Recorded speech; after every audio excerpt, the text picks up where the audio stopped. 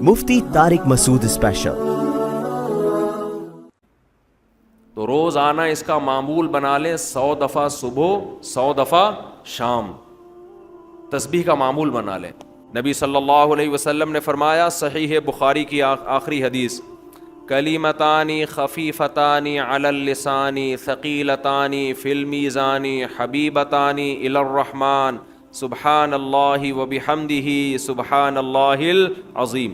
دو کلمات زبان پہ بہت ہلکے، ترازو میں بہت بھاری اور رحمان کو بہت محبوب۔ ایک سبحان اللہ وبحمدہ، دوسرا سبحان اللہ العظیم۔ یہ آپ نے اگر جوانی میں اپنے آپ کو ذکر کا عادی بنا دیا، بڑھاپا بڑا اچھا گزرے گا۔ ہماری مسجد میں ایک بزرگ ہیں، پابندی سے تراویح پڑھتے ہیں۔ آج فجر میں پتہ چلا کہ روزانہ 20 پارے تلاوت کا معمول ہے۔ میرا خیال ہے 70 سال عمر تو ہوگی، 70 سال میں روزانہ کتنے پارے پڑھ رہے ہیں؟ 20۔ کیا یہ عادت انہوں نے بڑھاپے میں ڈالی ہے؟ بڑھاپے میں اتنی ہمت نہیں ہوتی۔ یہ عادت کب سے پڑی ہوئی ہوتی ہے؟ جوانی میں روز 20 نہیں پڑھتے ہوں گے، 2 پڑھتے ہوں گے، 3 پڑھتے ہوں گے، لیکن جیسے جیسے عمر بڑھ رہی ہے وہ تعداد کم ہونے کے بجائے بولو وہ شوق بڑھتا چلا جا رہا ہے۔ عین ممکن ہے کچھ دنوں کے بعد یا چند سالوں کے بعد صحت اجازت نہ دے، عین ممکن ہے، لیکن شوق تلاوت کا کم ہونے کے بجائے بڑھے گا، اور اللہ اجر کس پہ لکھے گا؟ شوق پہ۔ حدیث میں آتا ہے کسی کا کوئی معمول تھا، صحت خراب ہونے کی وجہ سے معمول چھوٹ گیا تو اللہ اس کے اعمال میں وہ نیکی لکھتے رہتے ہیں۔ جیسے کسی نے ہمیشہ رمضان میں روزے رکھے ہوں، بڑھاپا آ گیا، شوگر بیماریوں کی وجہ سے روزہ نہیں رکھ پا رہا، تو اب یہ تھوڑی کہ اللہ اس کا اجر ضائع کریں گے۔ اللہ کہیں گے تو نے ہمیشہ رکھے ہیں، اب مجبور ہے تو میں تیرے اعمال میں روزے لکھتا چلا جاؤں گا میں۔ تو آج آپ نے اپنے آپ کو میرے بھائی اللہ کا تھوڑا تھوڑا اللہ کا ذکر کی عادت ڈالو۔ میں نہیں کہہ رہا آپ سے زیادہ نہیں ہوتا تو وحشت نہ تھوڑا کر لو۔ آج تھوڑا کرو گے، کل اس تھوڑے میں ایسی لذت ہوگی کہ اللہ اس مقدار کو بڑھا دے گا۔ حدیث میں آتا ہے سبحان اللہ والحمد للہ ولا الہ الا اللہ واللہ اکبر، یہ کلمات احب الی اللہ مما طلعت الشمس او کما قال صلی اللہ علیہ وسلم۔ سورج جن چیزوں پہ طلوع ہوتا ہے، ظاہر ہے سورج تو پوری دنیا پہ طلوع ہوتا ہے، ان تمام چیزوں میں اللہ کو سب سے زیادہ محبوب یہ کلمات ہیں۔ اور دیکھو اس میں اللہ کا کوئی فائدہ نہیں ہے، اللہ کی آپ حمد و ثنا کریں، اللہ کا کوئی فائدہ نہیں ہے۔ اللہ یہ چاہتے ہیں میرے بندے اپنی زبان سے میرا نام لیا کریں، اللہ کو اس بات کی خوشی ہوتی ہے۔ ہمارے حضرت ایک شعر پڑھا کرتے تھے، یہ جو اہل اللہ ہوتے ہیں نا ان کو ذکر کی بڑی عادت پڑ جاتی ہے،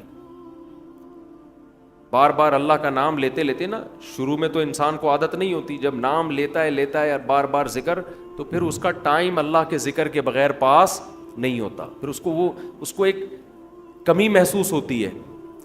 کسی کو چائے کی عادت پڑ جائے، چرس کی عادت پڑ جائے، سگریٹ کی عادت پڑ جائے، نہیں ملے تو تڑپتا ہے نا، تو جس کو ذکر کی عادت پڑتی ہے نا، اس کو جب ذکر کا ٹائم نہ ملے تو اس کا دل پریشان ہوتا، اس کو اللہ کے نام میں ایک چسکا آنے لگتا ہے۔ لیکن یہ پہلے دن نہیں ہوگا، عادت ڈالنی پڑے گی۔ تو روز آنا اس کا معمول بنا لیں، 100 دفعہ صبح 100 دفعہ شام تسبیح کا معمول بنا لیں۔ اس سے کیا ہوگا؟ ابھی شاید دل نہ لگے آپ کا، لیکن جیسے جیسے عمر بڑھے گی اللہ کے نام کا چسکا لگنا شروع ہو جائے، بڑھاپا بہت اچھا گزرے گا، اللہ کو یاد کر کے گزرے گا۔ کھوپڑی شریف میں بات آ رہی ہے کہ نہیں آ رہی؟ اور اگر ہر وقت دنیا کے تذکرے کرتے رہے نا، ہر وقت ویڈیو گیم لے کے بیٹھے ہوئے، پب جی کھیل رہے ہیں، سانپ والا اب تو سانپ والا ختم ہو گیا، اب آ رہا ہے سانپ والا، نوکیا میں آتا تھا، سانپ لمبا ہوتا جا رہا ہے، اس کو پتہ نہیں فضول ٹائم ویسٹ کر رہے ہو۔ ہم پریشان ہوتے ہیں یار، ہمارے پاس کاموں کو نمٹانے کا ٹائم نہیں ملتا، ہم تو چاہ رہے کاش یہ دن 24 گھنٹے کے بجائے 48 گھنٹے کا ہو جائے، اور لوگ کیا کر رہے ہیں کہ وہ باقاعدہ ارادہ کر کے ضائع کر رہے ہیں ٹائم۔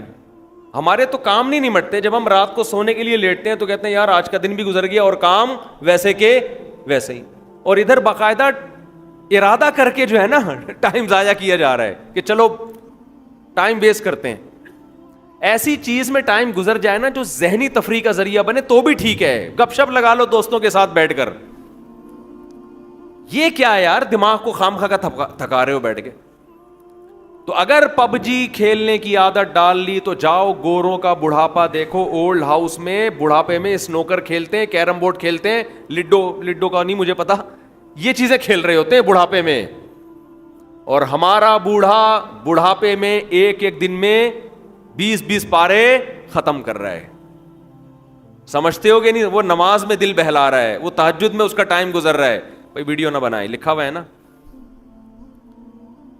تو یہ کیسی عجیب بات ہے. آپ جائیں وہاں, ایک صاحب نے مجھے کہا کہ میں نے یورپ میں بڈھی عورتوں کو دیکھا, بڈھی عورتیں 5-6 بڈھی عورتیں بیٹھی ہوئی اور جوا کھیل رہی ہیں, تاش کھیل رہی ہیں. کہہ رہے مجھے یاد آیا یار ایک ہماری بوڑھی ہیں, ہماری بوڑھی عورتیں مصلے پہ بیٹھی ہوتی ہیں, اللہ اللہ کر رہی ہوتی ہیں, آخری وقت اللہ کا نام لے کے گزار رہی ہوتی ہیں, اور ایک ہی بڈھیاں ہیں اور کیا کھیل رہی ہیں, تاش کے پتے. اچھا لگتے ہیں بڑھاپے میں یہ.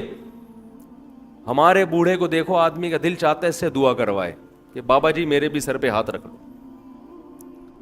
جو تاش کھیل رہی ہو بیٹھ کے اس بڈھی سے دل چاہے گا؟ اسے تو آدمی نصیحت کرے گا کچھ اور کر لے. تھوڑے دنوں میں اتنا راشا آئے گا نا ہاتھوں میں تھوڑے دنوں میں کہ ایک پتے کے بجائے 2 گر رہے ہوں گے, 2 پتے ایک ساتھ گر رہے ہوں گے. تو اس لیے کارآمد بنا لو, کچھ تھوڑا بہت اللہ کا نام لے لیا کرو.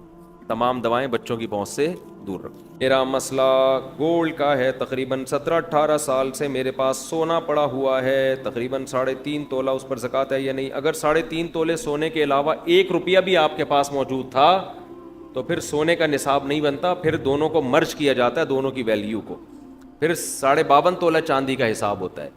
تو 3.5 تولہ سونا جو ہے یہ 52.5 تولہ چاندی کی ویلیو سے زیادہ ہوتا ہے, تو اس لیے اس پر زکوٰۃ ہوگی.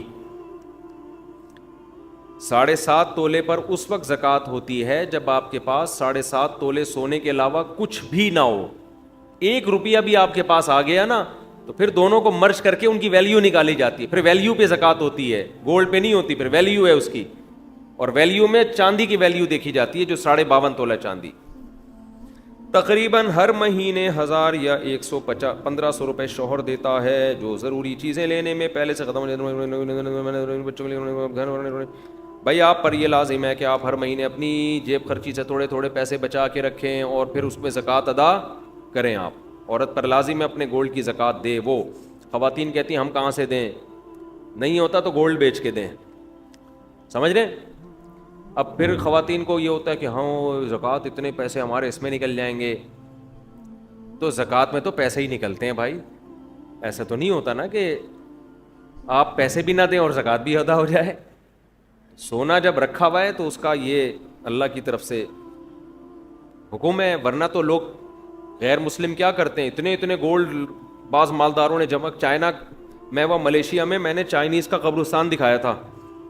ملیشیا میں نے ایک ولاگ بنایا, چائنا کے جو کروڑ پتی لوگ ہیں نا وہ اس قبرستان میں دفن ہوتے ہیں, ابھی بھی یوٹیوب پہ پڑا ہوگا. وہ اتنی دولت کی انبار لے کے دنیا سے جب جا رہے ہوتے ہیں نا تو رو رہے ہوتے ہیں کہ یار کروڑوں روپے ہمارے ہیں اور ہم مر رہے ہیں, کیونکہ پیسہ ہمیشہ جمع کرنے میں لگایا ہوتا ہے, خرچ کرنے کی توفیق ملی نہیں ہوتی. پھر وہ کیا کرتے ہیں, اس قبرستان میں کروڑوں روپے کی قبر خریدتے ہیں. وہ قبرستان غریب آدمی کے لیے نہیں ہے, کروڑوں روپے کی قبریں ہوتی ہیں, ان قبروں میں ان کے ساتھ ان کا پیسہ دفن ہوتا ہے. یہ میں نے پورا ولاگ بنا کے ڈالا تھا کہ دیکھ لو عبرت کی آنکھیں, کہ اگر دنیا میں پیسے سے اس گولڈ سے محبت ختم نہیں کی نا تو یہ مرتے ہوئے ختم. ابھی جو پورا بیان یہی چل رہا تھا نا, یہ پھر مرتے ہوئے ختم نہیں ہوتی, پھر مرتے ہوئے دل چاہتا ہے قبر میں لے جاؤں میں کسی طرح. تو اب بحریہ ٹاؤن کا پلاٹ تو قبر میں لے جا نہیں سکتا, تو وہ کہتا ہے بیچ کے پیسہ لے جاؤں میں. تو پیسے میں کیا ہے کہ وہ پھر وہاں لوگوں نے گڑبڑیں شروع کر دیں. جب اتنا پیسہ دفن ہوتا میت کے ساتھ تو چور ڈاکو سرنگ بنا کے قبروں سے پیسہ نکال کے لے جاتے. پھر وہاں قبرستان کی مینجمنٹ نے یہ کیا, کیونکہ وہ تو قبرستان والوں کا بزنس ہے, انہوں نے کہا بھائی یہ مہنگے, یہ بہترین بزنس بتایا میں نے آپ کو, جگہ خریدیں, بولے اس میں صرف مالدار لوگ دفن ہوں گے, قبر اتنے کی ہے, وی آئی پی قبر. اور اس میں جناب ڈاکٹر عامر لیاقت کا ایک قبرستان میں بیان کروا دیں آپ شب برات کے موقع پہ, ٹھیک ہے نا. تو پھر دیکھو اس قبر کی ویلیو دیکھو کتنی ہوگی, تو دبا کے بکے گا وہ, تو قبریں بکیں گی نا, اور آپ بیٹھے بیٹھے کروڑ پتی بن جاؤ گے. خود غریب میں دفن ہو جاؤ, غریبوں کے قبرستان میں. قبریں تو اندر سے ایک ہی ایسی ہوتی ہیں, چاہے مالدار کی ہو یا غریب کی ہو, اندر سے حساب میں کوئی فرق نہیں ہے. تو آپ نے وہ, میں نے وہاں بلاگ بنایا. اب کیا ہے کہ وہاں چوروں نے وہ کرنسیاں نکالنا شروع کر دیں, تو پھر انہوں نے یہ حل سوچا اس کا کہ قبرستان کی انتظامیہ نے ایک نئی کرنسی نکالی جو مارکیٹ میں چلنے والی نہیں ہے, لیکن وہ نئی کرنسی آپ کو اس کرنسی کے بدلے میں ملے گی, اور وہ آپ کے ساتھ قبر میں دفن. تو میت کو یہ حسرت پوری ہو گئی کہ میں اپنا پیسہ اپنے ساتھ لے کے جا رہا ہوں.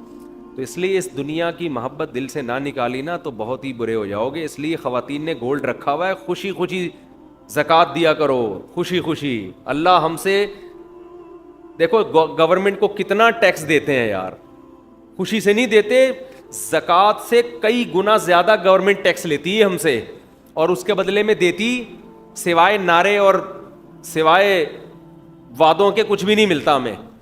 جتنا ہم گورنمنٹ کو ٹیکس دیتے ہیں نا, کیا اس کے بدلے میں ہمیں فری علاج ملتا ہے؟ بولتے کیوں نہیں؟ کیا تعلیم ملتی ہے؟ گورنمنٹ اسکولوں میں تعلیم تو دیکھ لو, کھڑکیاں ہی نہیں ہے تو تعلیم کہاں سے ہوگی؟ دروازے نہیں ہیں, ڈیسک نہیں ہے, اسکول ہی نہیں ہوتا بعض دفعہ تو. اور بچوں کے الاؤنس بھی جا رہے ہیں اور سب کچھ جا رہے ہیں. کتنا ٹیکس گورنمنٹ کو لوگ دیتے ہیں, دینا چاہیے, میں منع نہیں کر رہا آپ کو. اللہ آپ سے صرف 2.5% مانگ رہا ہے, اور دے اس کے بدلے میں بارشیں بھی وہ برسا رہا ہے, گندم بھی وہ پیدا کر رہا ہے, خربوزے بھی وہ پیدا کر رہا ہے, پکوڑے بھی وہ کھلا رہا ہے, ملائی اور پراٹھے بھی وہی کھلا رہا ہے, دودھ بھی وہ پلا رہا ہے. اتنا دے رہا ہے کہ میں تو کہتا ہوں اللہ اگر تو ہم سے کہتا کہ 2.5% رکھو اور 97.5% دے دو تو بھی کم تھا. سارا تیرا ہی تو دیا ہوا ہے, خوشی خوشی دیا کرو بھائی زکوٰۃ. ہمارے شیخ حضرت مفتی رشید احمد صاحب رحمہ اللہ کو ایک دفعہ خیال آیا کہ اپنا سارا پیسہ صدقہ کر دیں, بس صرف تھوڑے سے اتنے پیسے رکھیں جو مہینے میں کھانے پینے کے لیے, گیس بجلی کے بل کے لیے چاہیے, باقی سارا صدقہ. پھر حضرت فرماتے ہیں میں نے سوچا اگر سارا صدقہ کر دوں گا غریب ہو جاؤں گا, پھر زکوٰۃ تو مجھ پہ فرض ہوگی نہیں, زکوٰۃ ادا کرنے کا مزہ پھر آئے گا نہیں. تو اتنا رکھو کہ زکوٰۃ فرض ہو اور زکوٰۃ ادا کریں, اس کا اپنا مزہ ہے زکوٰۃ کا. فطرانہ الگ چیز ہے, قربانی کا الگ مزہ ہے, یہ الگ الگ عبادتیں ہیں نا. زکوٰۃ تو اسلام کا رکن ہے بھائی, یہ تو خوشی سے خواتین کو چاہیے, سونا ہے خوشی خوشی دیا کریں زکوٰۃ. بعض خواتین کے ایسے منہ بنے ہوئے ہوتے ہیں, ہائے اتنی ساری زکوٰۃ دیں کہاں سے, شوہر اتنے 100 روپے دیتا ہے مہینے کے, 1000 روپے دیتا ہے. بھائی آپ کو جب پتہ ہے آپ نے زکوٰۃ نکالنی ہے سال میں, تو آپ جیب خرچی سے بچانا شروع کریں. نہیں ہے تو سونا بیچیں, بیچ کے کسی انسان کو تھوڑی دے رہے ہیں آپ, کس کو دے رہے ہیں؟ جس نے اس سونے کو پیدا کیا. اور اللہ تو اتنا غنی ہے, اتنا غنی ہے. دیکھو جب کوئی کروڑ پتی سیٹھ آپ کے گھر میں آ جائے, کسی غریب کے گھر میں, غریب آئے نا, اس کو کھلاتے ہوئے آدمی سوچتا ہے کہ ضائع ہی ہو رہا ہے, اس کا آؤٹ پٹ کچھ بھی نہیں نکلے گا, اس کو میں جتنا کھلاؤں گا یہ تھوڑی کھلائے گا, اس کے بعد تو دھیلا نہیں ہے. مالدار آدمی کے لوگ خوشی میں دعوت کرتے ہیں, غریب بھی وہ خوب خوب کھانے کھلائے گا, اس کو پتا ہے اتنا بڑا سیٹ ہے یار, اس کو آج کھلا دو, قرضہ لے کے کھلا دو, کیونکہ جب یہ کھلائے گا نا تو پھر یہ بڑا ہٹو بچوں قسم کا کھلائے گا. تو اللہ سے زیادہ مالدار کوئی نہیں ہے بھائی. خزائن السماوات والارض, سارے خزانے اس کے پاس, اور اللہ سے بڑا دل بھی کسی کا نہیں ہے. تو اللہ کہہ رہا ہے 2.5% دے دو, 2.5 کے بجائے 5% دے دو بھائی, 10% دے دو. اللہ لے رہا ہے, اللہ, اس کو ضرورت بھی نہیں ہے. فقہا نے لکھا ہے, کتنی خوبصورت بات, ہم جب اصول فقہ پڑھتے ہیں نا, اس میں فقہا نے لکھا ہے کہ زکوٰۃ اصل میں جب آپ غریب کو دیتے ہیں تو یہ غریب کو نہیں, یہ کس کو دے رہے ہیں؟ اللہ کو. غریب اللہ کی طرف سے وکیل بن کے قبضہ کرتا ہے. نہیں آئی بات سمجھ؟ آپ نے پیسے دینے ہیں, کسی کو پیسے دینے ہیں نا, مدد کرنا چاہ رہے ہیں, تو وہ اپنا نمائندہ بھیجتا ہے, یار میں بندہ بائک پہ بھیج رہا ہوں, اس کو پکڑا دے. تو آپ اس بندے کو پکڑا دیتے ہو نا, اور فون کر کے بتاتے ہو بھائی میں نے تیرے بندے کو پیسے دے دیے, اب میں بری ذمہ ہو گیا ہوں, تو جان تیرا بندہ جان. تو دیے اصل میں بندے کو نہیں ہوتے, دیے کس کو ہوتے ہیں؟ اس آدمی کو. اس بندے کو تو آپ جانتے بھی نہیں, لیکن آپ اس کو اس لیے دے رہے ہو کہ اس نے اس بندے کو اپنا نمائندہ. ارے جب آپ پیزا منگواتے ہو تو بائک والے کو پیسے دیتے ہو نا, بائکیا والے کو. تو کیا بائکیا والے نے پیزا دیا ہے؟ وہ اس سے پیزا خریدا ہے آپ نے. اس کے پیزے کا بزنس ہوتا تو بائک کیوں چلا رہا ہوتا وہ بھائی. تو اصل میں تو پیزا کمپنی کو پیسے دے رہے ہو آپ, لیکن پیزا کمپنی نے کہا ہے کہ یہاں رش لگانے کی ضرورت نہیں ہے, بائکیا والے کو پکڑا دو, وہ ہمیں ہی دے دے گا. تو آپ بائکیا والے کو جانتے بھی نہیں ہو جو پیزا لے کر آیا. آپ کہہ رہے بھائی تیرا میرا کوئی, مجھے کمپنی نے بولا اس کو دے دو تو میں تجھے دے رہا ہوں, ورنہ میں تجھے کہ جانتا بھی نہیں ہوں. زکوٰۃ میں یہی فلسفہ ہے, ہم نہ غریب کو جانتے ہیں نہ ہماری غریب سے کوئی سلام دعا. اللہ نے کہا مجھے دو, من ذا الذی یقرض اللہ, کون ہے جو مجھے قرضہ دے گا. اور اللہ اس کو قرضہ کہہ رہے ہیں, قرضہ, لون چاہیے, لون. ارے کوئی محلے کا سیٹھ یا ناظم آ کے آپ سے لون مانگے, آپ کے سر پوری دکان آپ کی خدمت میں حاضر ہے. نہیں یار سمجھ میں تو رہنے دو بھائی. آپ کو پتا ہے یار سیٹھ آدمی لون لے رہا ہے, یہ تو بھاگے گا بھی نہیں, اس کے لیے ان کی کیا ویلیو ہے, بڑھ چڑھ کے دو گے. بعض دفعہ سیٹھ گھر میں بٹوا بھول کے آ جاتا ہے, پیٹرول پمپ پہ کوئی آدمی گیا لینڈ کروزر لے کے پیٹرول ڈلوا رہا ہے, رکشے والا جائے گا نا, رکشے والا, پیٹرول پمپ والا فری میں نہیں دے گا اس کو پتا ہے اگر فری میں ڈال دیا نا یہ واپس پیسے کبھی بھی نہیں دے گا, یہ بھاگ جائے گا. لیکن اگر کوئی علاقے کا ناظم کوئی لینڈ کروزر میں جا رہا ہے, کوئی جناب کوئی بڑی گاڑی میں جا رہا ہے, جیب میں پیسے بھول گیا, پیٹرول پمپ والا کہے گا سر آپ کوئی پیسوں کی فکر نہ کریں, اس کو پتا ہے یہ اتنا مالدار آدمی, یہ پیسے لے کے کہاں بھاگے گا, بلکہ اس سے میرے تعلقات اور اچھے ہو جائیں گے. یہی ہوگا نا, اور اچھے تعلقات ہو جائیں گے. تو اللہ بھائی ہمارے پیسے لے کے بھاگے گا بھی نہیں, معاذ اللہ, نقل کفر نہ باشد. اور اللہ کو ہمارے پیسوں کی ضرورت بھی بالکل بھی نہیں ہے. تو اللہ نے کہا کہ مجھے کون ہے جو قرضہ دے گا, اور اللہ نے بتا دیا میں بڑھا کے واپس کروں گا اس کو. یہ قرضہ میں بڑھا کے, سودی لین دین اللہ سے جائز ہے. اللہ نے اپنے اور بندوں کے لیے سود کو حلال رکھا ہوا ہے, آپس میں سود کو کیا کر دیا ہے, حرام. اللہ نے کہا میرے سے, اور بڑھاؤں گا بھی, تھوڑا سود نہیں لگاؤں گا, بڑھاتا چلا جاؤں گا اس کو میں. تو اس میں تو انسان کو چاہیے دل کھول کے دے. اللہ نے کہا اب عرش پر میرے پاس آ کے مجھے پیسہ پکڑانے کی ضرورت نہیں ہے, گلی محلے میں تمہیں کچھ نظر آ جائیں گے غریب لوگ, فی الحال ان کو پکڑا دو. تو یہ اصل میں غریب آدمی قبضہ کرتا ہے کس کی طرف سے, اللہ کی طرف سے. تبھی تو قرآن کہتا ہے کہ ہمارے نیک بندے جب غریبوں کو کھلاتے ہیں تو ان سے کہتے ہیں لا نرید منکم جزاء ولا شکورا, ہمیں تم سے شکریہ نہیں چاہیے کیونکہ ہم تمہیں نہیں کھلا رہے, اصل میں تو ہم کس کو دے رہے ہیں, اللہ کو دے رہے ہیں. ہمارا اللہ کا لیں گے, تم تو درمیان میں جو ہے نا ایک وکیل بن کے آ گئے ہو, تم تو وکیل بن کے آ گئے ہو.